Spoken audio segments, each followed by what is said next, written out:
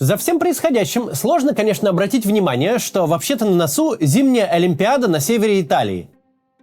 Из России на ней окажется 13 спортсменов. Меньше, чем когда-либо. И вновь под нейтральным флагом. Это стало за минувшие годы уже привычным. России нет ни в каких формах международного взаимодействия. Ни на каких экономических форумах, ни на каких политических посиделках, ни в каких культурных форматах, и уж тем более в спортивных мероприятиях. И кажется, будто так было всегда. Будто бы мы всегда были в такой изоляции. Но это совершенно не так.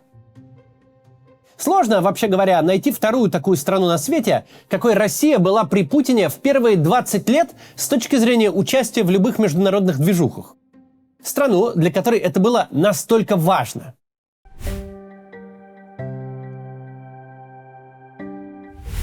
Напомню, в 2012 году исключительно для саммита АТЭС, мероприятия на несколько дней, был построен мост из Владивостока на остров Русский.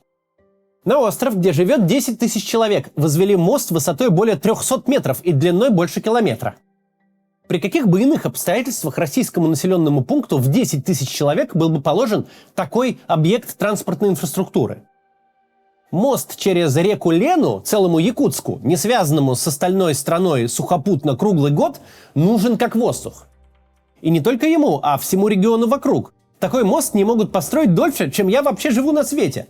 Его планируют с начала 80-х, а ВОС и ныне там.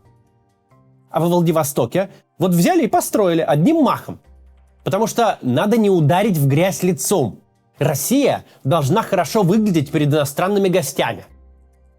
Олимпиада в Сочи – это история поразительная в своих масштабах.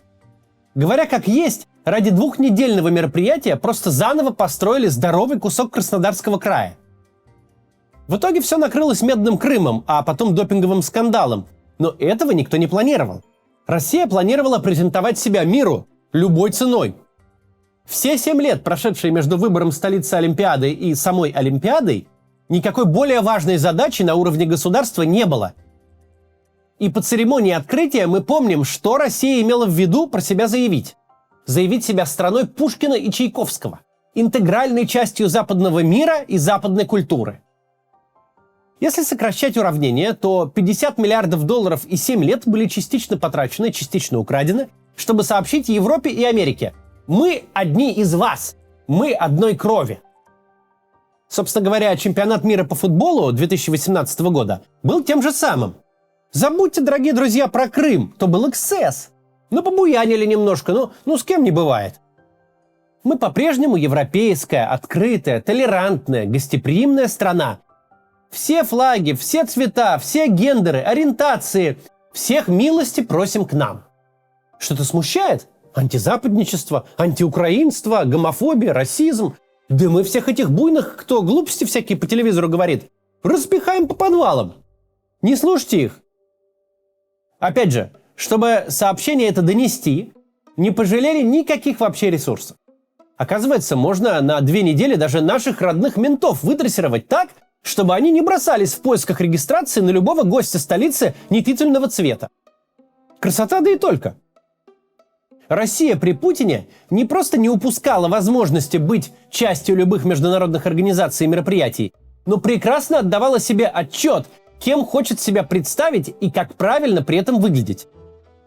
Сколько бы ни было разговоров о том, что Россия выйдет из той организации или из этой организации, что нас тут не любят и там ущемляют, что не нужен нам этот ваш Совет Европы и не нравится решение ЕСПЧ. Сколько бы такого картинного отмежевания ни было, никогда дальше слов не заходило. Не было такого, чтобы Путин откуда-то вышел без того, чтобы его оттуда прям выгнали. Всегда российское государство до последнего держалось в любых форматах международного взаимодействия. Даже если откуда-то уж совсем выгоняли, как с того же Евровидения, тут же в качестве альтернативы запускался не конкурс «Русская зорька» между Дагестаном и ДНР, а доставалось из закромов интервидения. Потому что пусть потешно, но хочется быть частью чего-то мирового. Вот совсем недавно, летом прошлого года, был скандал на всю Европу, когда российскую парламентскую делегацию во главе с Валентиной Матвиенко пригласили на саммит в Швейцарии. Проходившее в Женеве мероприятие, мягко говоря, не самого высокого ранга. Его проводит старая, но мало кому известная организация «Межпарламентский союз». В обычное время на такую тусовку отправилась бы в лучшем случае пара-тройка рядовых депутатов, уж никак не председатель Совфеда. Но теперь сам факт, что удалось попасть на европейское мероприятие с участием европейских же парламентариев, уже повод для гордости и заголовков. Мол, нас не хотят видеть, но мы все равно пролезли в это сообщество.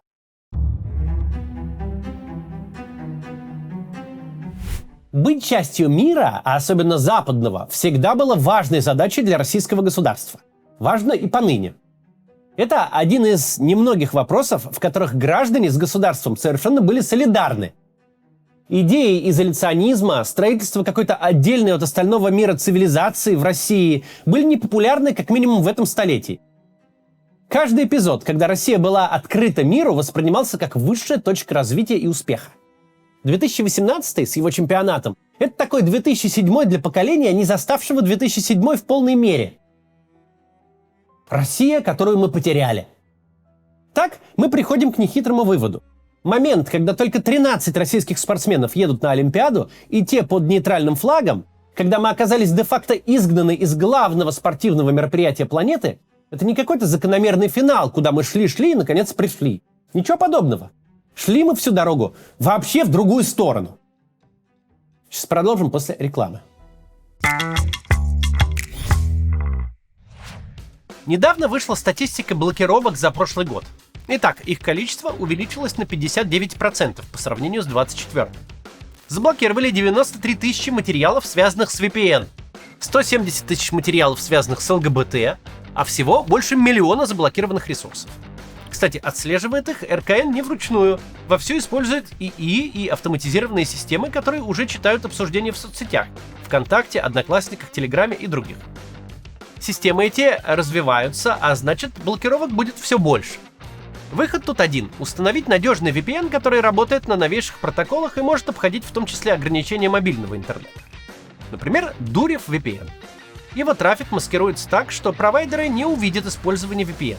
Благодаря такой маскировке звонки в мессенджерах проходят без перебоев, а соединение остается стабильным. Устанавливается Durif VPN буквально за пару минут через Telegram-бота или официальный сайт. К одному аккаунту можно подключить все свои устройства – смартфон, ноутбук, хоть телевизор. Хватит на всю семью. И если вы думали попробовать новый VPN, сейчас хороший момент. Durif VPN снова проводит масштабный розыгрыш. Можно не только защитить свое соединение, но и выиграть MacBook, iPhone и другие подарки. Шанс на выигрыш дается за оплату подписки, за приглашение друзей по реферальной ссылке. Чем больше действий, чем длиннее подписка, тем выше шанс. В общем, подключайтесь к Durif VPN по ссылке в описании. Промокод CATS25 даст скидку в 25%. Скидка эта временная и выгоднее обычного, так что пользуйтесь моментом, ведь никто не знает, что заблокируют завтра. Продолжаем. К открытости нашу политическую систему и наше общество подталкивало само направление развития страны, рожденной на советском пепелище. СССР обанкротился с таким громким хлопком, что новая страна естественным образом строила себя на противопоставлении всему советскому. Все, что было, оказалось негодным, в частности, идея строить параллельную цивилизацию и держать граждан за стальным забором.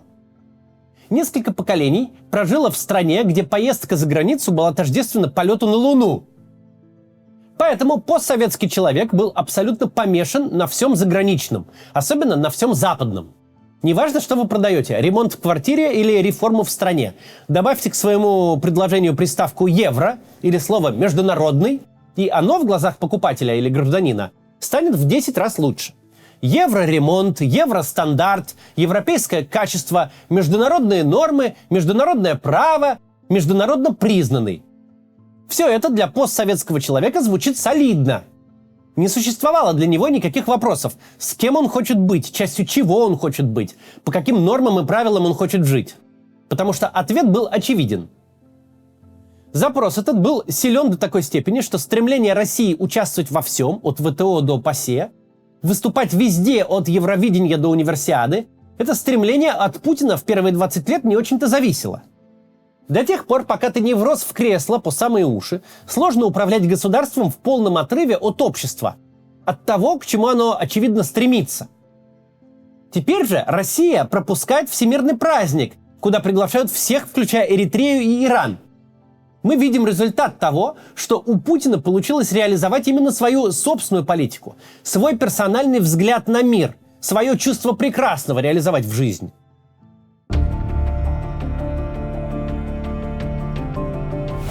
Вполне понятно, что международная кооперация Путину давала. Принимая иностранных гостей или выезжая на любые международные мероприятия, Путин ощущал себя одним из лидеров цивилизованного мира. Когда на 60-летие Победы к тебе приезжают абсолютно все, от американского президента до немецкого канцлера, это дает не только огромный заряд внешней легитимности и помогает концентрировать власть, показывая потенциальным соперникам, что внешний мир не примет твоего свержения. Не только служит вполне практическим целям пропаганды, но, помимо прочего, это весьма приятно. Приятно быть одним из равных лидеров мира. Но, кроме многочисленных бонусов, кооперация такая несет и множество хлопот. Чем ты больше вовлечен во всякие форматы международного общения, тем больше внешних приличий приходится соблюдать. Не принято в западном мире быть лидером, который сидит в кресле, потому что может, потому что Росгвардия у него есть. Совсем северокорейские выборы с 99% результатом при 99% явке проводить не надо бы. Нужно имитировать какую-то процедуру, которая похожа на настоящую. Даже с допуском какой-то оппозиции, похожей на настоящую. Недостаточно совсем уж потешных коммунистов и либерал-демократов имени Жириновского. Приходится терпеть людей, которые действительно пытаются себе забрать частичку власти, которые ведут настоящие кампании. Сохранение такой оболочки всегда связано с известными проблемами. Чем более реальной ты стремишься изобразить процедуру, чем более внятные люди пытаются в нее проскочить, тем выше шанс, что ситуация перестанет быть управляемой, что ты где-то проиграешь. Имитируя выборы, во многом именно для внешней аудитории, всегда есть шанс зайти в этой имитации слишком далеко. И мы знаем случаи, когда ситуация находилась у опасной черты, как на московских выборах 2013 года, где ситуация висела на волоске, и история страны в любой момент могла пойти по радикально иному сценарию, если бы Навальный был бы избран мэром Москвы.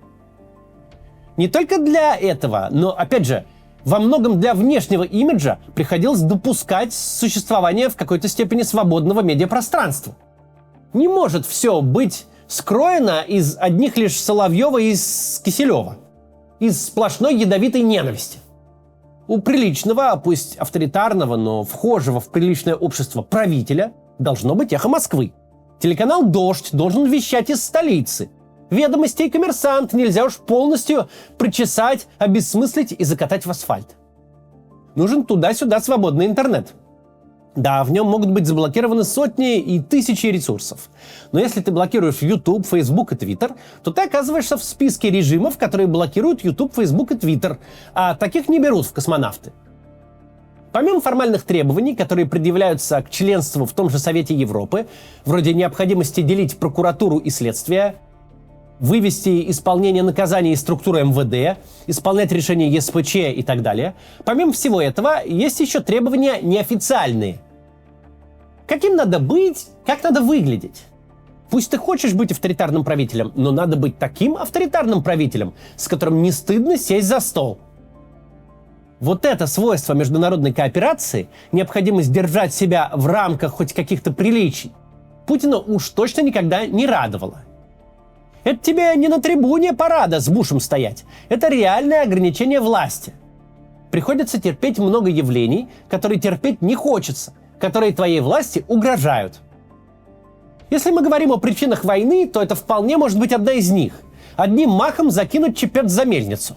Сделать так, что лидера оппозиции не нужно будет тайно травить, все тщательно отрицая и скрывая, а можно будет просто уморить в тюрьме. Мы уже не раз говорили, война сильно развязывает руки режима внутри, вводя граждан в состояние постоянной чрезвычайности. Но на внешнем контуре тоже так работает. Ведь когда ты уже изгой, когда тебя уже и так отовсюду выперли, нет никаких причин себя сдерживать и рисовать себе какую-то рамку. Можно все закатать в асфальт. Таким сложно заниматься, пока ты начинающий диктатор. Но когда корни уже окончательно проросли во всех направлениях, именно такое поведение становится логичным. Избавившись от внутренних сдержек, обрубить внешние. Отсутствие России на Олимпиаде и вообще везде, куда Россия стремилась, это совершенно нелогично для страны, очень для нее плохо, но логично для Путина на нынешнем этапе его правления. На этапе, когда дело для него уже не в деньгах, они добыты уже все. Не в личном потреблении, оно доведено до абсурда, но во власти самой по себе. Абсолютизация власти возможна только при внешней изоляции. Агрессивная война – способ изолировать себя одним днем и чужими руками. До завтра.